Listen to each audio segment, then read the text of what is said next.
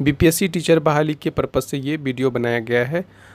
नमस्कार दोस्तों, the Sangam education में आपका स्वागत है। आज की इस वीडियो में हम लोग देखेंगे साइंस में, फिजिक्स में न्यूटन्स लॉ को पढ़ लिए थे, जिसके वीडियो का लिंक डिस्क्रिप्शन में दिया हुआ है। थ्योरी वाले वीडियो को देख लीजिएगा। देखते हैं प्रश्नों को। न्यूटन की गति का पहला नियम जाना जाता है, किस नियम से जाना जाता है? जड़ता का नियम या जड़त्व का नियम के नाम से जाना जाता है न्यूटन की गति का प्रथम नियम। अगला प्रश्न है, साधारण यंत्र किसी व्यक्ति की सहायता करता है। किस तरह से सहायता करता है? कम बल का प्रयोग करके भी उतनी ही मात्रा में काम करने में ये करता है साधारण यंत्र, सिंपल मशीन जिसको बोलते हैं। ऑप्शन नंबर बी हो जाएगा आंसर। आगे है, एक व्यक्ति एक संवेदनशील तराजू पर खड़ा है। यदि वह गहरी सांस अंदर लेता है तो तराजू की रीडिंग क्या होगा? आंसर हो जाएगा ए, बढ़ेगी। तराजू का जो रीडिंग है वो बढ़ेगी। व्यक्ति के गहरे सांस लेने में तराजू की रीडिंग बढ़ेगी। क्यों? क्योंकि वजन अधिक दर्शाया जाएगा और 1 लीटर वायु 1.225 ग्राम वजन होती है।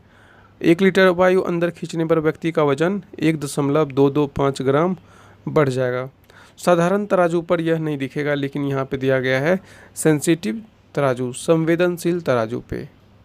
वॉशिंग मशीन का कार्य सिद्धांत है, कैसा कार्य सिद्धांत है? अपकेंद्रन।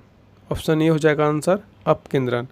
प्रतिक्रिया बल जो परिमाण में अभिकेंद्री बल के बराबर होता है, जिसकी दिशा अभिकेंद्रीय बल के विपरीत होती है, अपकेंद्रीय बल कहलाती है। अभिकेंद्रीय बल को बोलते हैं सेंट्रीपिटल फोर्स और अपकेंद्रीय बल को बोलते हैं सेंट्रीफ्यूगल फोर्स। कपड़ा साफ करने की मशीन, दूध से मक्खन निकालने की मशीन, ये सब अपकेंद्रीय बल के सिद्धांत पर कार्य करता है। अगला प्रश्न में भी यही दिया गया है, प्रक्षालन मशीन की कार्य प्रणाली का सिद्धांत क्या है? इसका सिद्धांत भी है अपकेंद्रीकरण। ऑप्शन ए हो जाएगा आंसर। अगला प्रश्न देखते हैं, निम्नलिखित में से कौन सी राशि सदिश राशि नहीं है, यानी वेक्टर क्वांटिटी नहीं है? ऑप्शन डी हो जाएगा आंसर, आयतन। आयतन सदिश राशि नहीं है। वे राशियाँ जिनको व्यक्त करने के लिए दिशा और परिमाण दोनों की आवश्यकता होती है, ऐसी राशियाँ सदिश राशियाँ कहलाती है। केवल परिमाण की आवश्यकता होती है, दिशा की नहीं, ऐसे राशियों को अदिश राशियाँ कहते हैं। बल, वेग, विस्थापन, त्वरण, संवेग, आवेग, ये सब सदिश राशियाँ हैं। और आयतन क्या है? अदिश राशियाँ। निम्नलिखित में से कौन सी एक सदिश राशि है? ए हो जाएगा आंसर, संवेग है सदिश राशि। अगला प्रश्न है, निम्नलिखित में से कौन सी सदिश राशि है?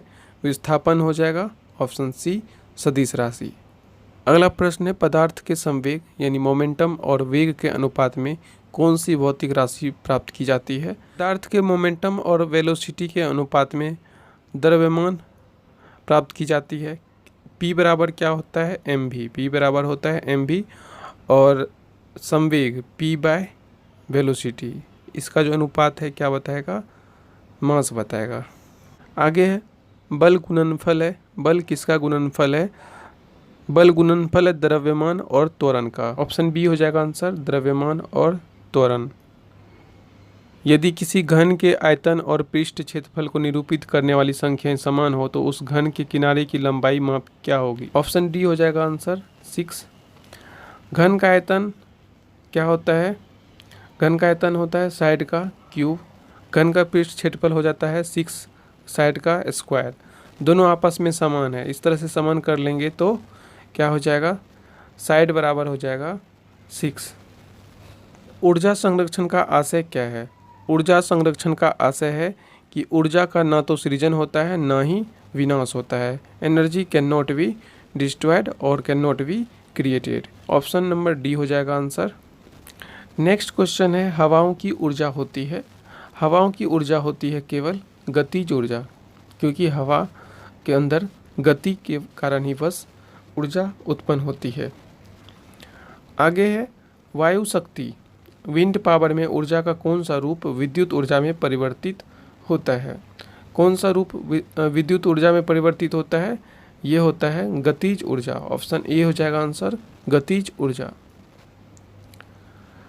बहती हुई वायु से उत्पन्न की गई ऊर्जा को पवन ऊर्जा कहते हैं और पवन ऊर्जा के उत्पादन के लिए हवादार जगहों पर पवन चक्कियों को लगाया जाता है, जिनके द्वारा वायु की गतिज ऊर्जा यांत्रिक ऊर्जा में परिवर्तित हो जाती है और इस यांत्रिक ऊर्जा को जनरेटर की मदद से विद्युत ऊर्जा में परिवर्तित किया जाता है।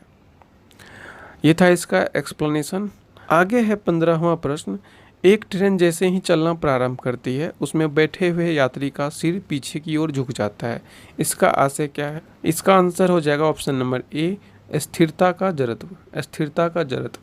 यात्री ट्रेन के एकाएक चल देने से पीछे की ओर गिर जाते हैं। इसका कारण है कि यात्री के शरीर का निचला हिस्सा जो कि गाड़ी के संपर्क में है, यह हिस्सा गाड़ी के साथ साथ चलने लगता है, परंतु ऊपरी हिस्सा स्थिरता के जड़त्व के कारण विराम अवस्था में ही बने रहने का प्रयत्न करता है और इस तरह से ऊपरी हिस्सा पीछे की ओर झुक जाता है।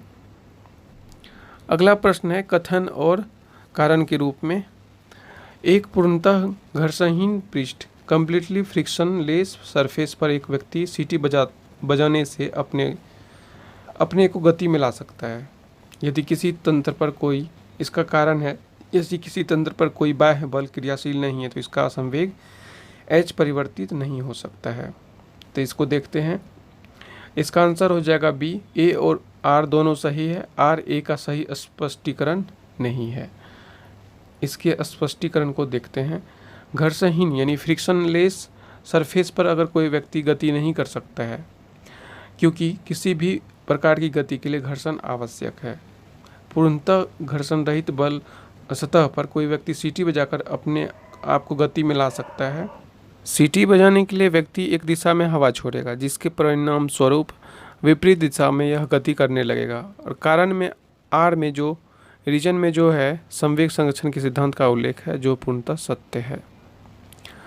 आगे है सड़क पर चलने की अपेक्षा बर्फ पर चलना कठिन है। क्यों? क्योंकि आंसर हो जाएगा बर्फ में सड़क की अपेक्षा घर्षण कम होती है। ऑप्शन नंबर डी हो जाएगा आंसर। अगला प्रश्न है 18 नंबर प्रश्न कथन और निष्कर्ष के रूप में। कथन है भरी हुई गाड़ी को चलाने में उसे चलायमान रखने के लिए आवश्यक ताकत से अपेक्षाकृत अधिक ताकत से धक्का देना पड़ता है। निष्कर्ष क्या है? निष्कर्ष है ऑप्शन नंबर सी, एक बार गाड़ी चल पड़ने के बाद घर्षण कम होता है। सही बात है। एक बार जो स्टैटिक फ्रिक्शन होता है, एक शब्द है स्टैटिक फ्रिक्शन, अगर इससे अधिक हो जाता है लगने वाला बल तब गाड़ी चल देता है और चलने के बाद जो है फ्रिक्शन कम हो जाता है। इसीलिए ऑप्शन नंबर सी हो जाएगा इसका आंसर।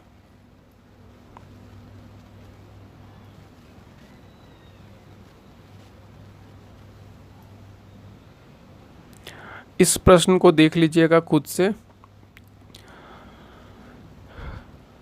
और इसके एक्सप्लेनेशन को भी दिया गया है किस तरह से इसको बनाया गया है। प्रश्न को ध्यान से देख लीजिएगा, नोट कर लीजिएगा। बाद में कभी किसी वीडियो में ऐसे न्यूमेरिकल्स वाले क्वेश्चंस को कर लेंगे। ये प्रश्न संख्या 20 है। एक ट्रक, एक कार और एक मोटरसाइकिल की गतिज ऊर्जाएं समान है। यदि समान अवरोधक ब्रेक लगाए जाए तो वो क्रमशः XYZ दूरी पर रुकेंगी। तो क्या सही होगा? आंसर हो जाएगा ऑप्शन नंबर सी, XYZ। तीनों का जो गतिज ऊर्जाएं हैं ये समान है और क्रमशः XYZ दूरी पर रुकेंगी। तो तीनों का जो दूरी है ये बराबर होगा। यदि किन्हीं वस्तुओं की गतिज ऊर्जा समान है तो उन पर समान अवरोधक बल लगाए जाए तो समान दूरी पर ही रुकेगी। ठीक है, XYZ आपस में बराबर होंगी। दो समान द्रव्यमान की वस्तुओं की गतिज ऊर्जाओं का अनुपात 4:9 है तो उनके वेगों का अनुपात क्या होगा? इनके वेगों का अनुपात हो जाएगा, क्या हो जाएगा? काइनेटिक एनर्जी बराबर क्या होता है? Half mv²। तो काइनेटिक एनर्जी का दिया गया है 4:9, तो वेग का क्या हो जाएगा? रूट। इसका रूट हो जाएगा 2:3। आंसर नंबर बी हो जाएगा। बी हो जाएगा आंसर, ऑप्शन नंबर बी। इस तरह से इसको बनाया गया है। अगला प्रश्न देखते हैं। एक व्यक्ति कार में जो विराम में बैठा हुआ है, सड़क से कार के 4 पहियों में से प्रत्येक प्रतिक्रिया आ रहा है। जब कार सीधे समतल सड़क पर चलेगी तो अग्र पहियों में प्रत्येक पर प्रतिक्रिया क्या परिवर्तन आएगा? आर से कम हो जाएगा, आर से कम हो जाएगा प्रतिक्रिया। किसी वस्तु में गतिज गतिक घर्षण यानी डायनेमिक फ्रिक्शन अवलंब फ्रिक्शन के समानुपाती तथा स्थैतिक घर्षण से कम होता है। यानी डायनेमिक फ्रिक्शन जो होता है स्टैटिक फ्रिक्शन से कम होता है, इसीलिए R से कम हो जाएगा। ऑप्शन नंबर बी हो जाएगा आंसर। अगला प्रश्न भी IAS PD 2003 का है। तेल से अंशतः भरा हुआ तेल एक टैंकर समतल सड़क पर आगे की ओर एक समान त्वरण में जा रहा है।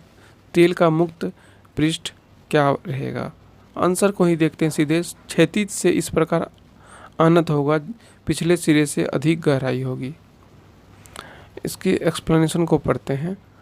समतल सड़क पर समान त्वरण से गति करने के कारण टैंकर में उपस्थित तेल का मुक्त पृष्ठ क्षैतिज से इस प्रकार आनत होगा कि पिछले सिरे का अधिक गहराई होगी। इस तरह से हो जाएगा, जैसे मान लीजिए कि एक टैंकर है, ये एक टैंकर है, तो ये इस ओर जा रही है, तो तेल जो होगा, तेल तो इतना भरा जाता है मान लीजिए, तो इस तरह से होगा लेवल इसका, ये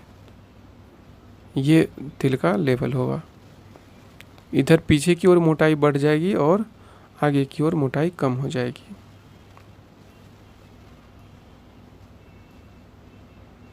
अगला प्रश्न है, एक तीक्ष्ण वृत्ताकार पथ पर तीव्र गति से जाता हुआ 4 पहियों वाला वाहन क्या होगा? ऑप्शन दिया गया है। बाहरी पहियों पर उल्टेगा, अंदर के पहियों पर उल्टेगा, बाहर की तरफ फिसलेगा, अंदर की तरफ फिसलेगा। चारों ऑप्शन में से कौन सा होगा? चारों ऑप्शन में से ऑप्शन नंबर 1 हो जाएगा आंसर।